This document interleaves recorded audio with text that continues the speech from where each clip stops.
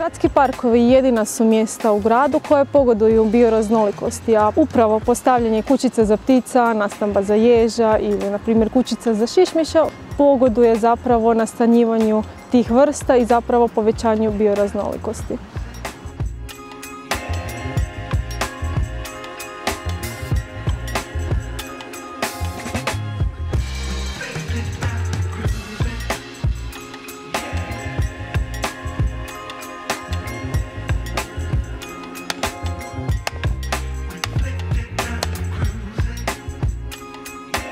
Evo, danas smo na prostoru Perivoja Zrinski postavili 8 kućica za šišmiše i 2 kućice za ježeve.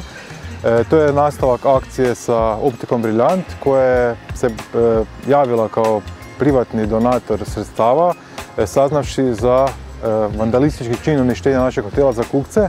Odlučili smo zajedno sa Optikom Briljant da ta sredstva uložimo u neke nove projekte, pa smo osmislili ovu akciju postavljanja staništa, umjetna staništa za naše divlje životinje, konkretno slučaju za šišmiše i ježeve, za životinje čija prirodna staništa sve manje, pogotovo u urbanim sredinama, pa evo ovaj način pokušavamo ta njihova staništa povećati u gradu Čakovcu.